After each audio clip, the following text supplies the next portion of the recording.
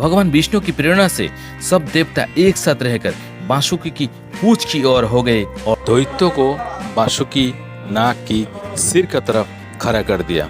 बांसुकी की मुख से सांस तथा विषाग्र से झुलस जाने के कारण सारे दैत्य निस्तेज हो गए। जब देवता और दानवों ने क्षीर समुद्र का मंथन आरंभ किया तब सबसे पहले उससे देवपूजित शुरभि नाम का कामधेनु आविर्भाव हुआ, जो भविष्य मतलब घी और दूध का उत्पत्ति का स्थान मानी गई है।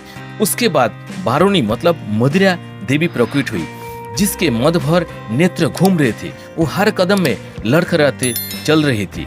उसे अपवित्र मानकर देवताओं ने त्याग दिया। तब वो असुर के पास जाकर बोले, दानवों, मैं बल प्रदान करने वाली देवी हूँ, तुम मुझे ग्रहण कर लो। दैत्यों ने उसे ग्रहण कर लिया। इसके बाद पुनः मंथन आरंभ होने पर पारिजात मतलब कल्प वृक्ष उत्पन्न हुआ, जो अपनी शोभा से देवताओं को आनंद बढ़ाने वाला था। अप्सराओं के बाद शीतल किरणें वाले चंद्रमा का प्रादुर्भाव हुआ, जो देवताओं को आनंद प्रदान करने वाले थे। उन्हें भगवान शंकर ने अपने लिए मांगते हुए कहा, देवताओं, ये चंद्रमा मेरी जटाओं के आभूषण है, ये मुझे चाहिए। तो शंकर जी ने ये ले लिया।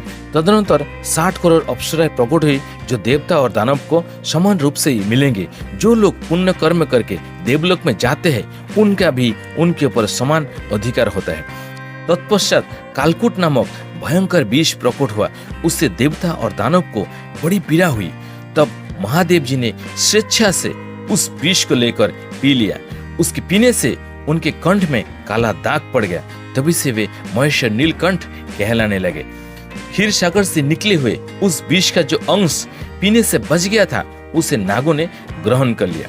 तदनंतर अपने हाथ में अमृत से भरा हुआ कमंडल लेके धन्वंतरी जी प्रकट हुआ। दैत्यों को बड़ा उद्वेग हुआ। उन्होंने झपट कर धन्वंतरी जी के हाथ से अमृत का पात्र छीन लिया।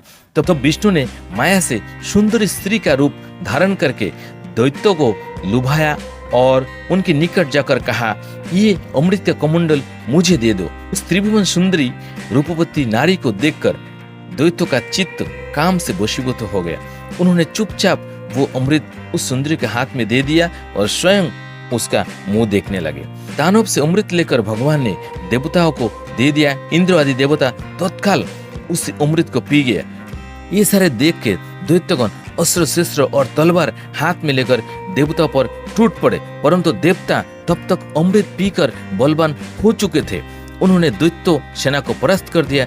देवताओं के मार पड़ने पर दैत्यों ने भागकर चारों दिशा में शरण ली और कुछ उसमें से पाताल में घुस गया।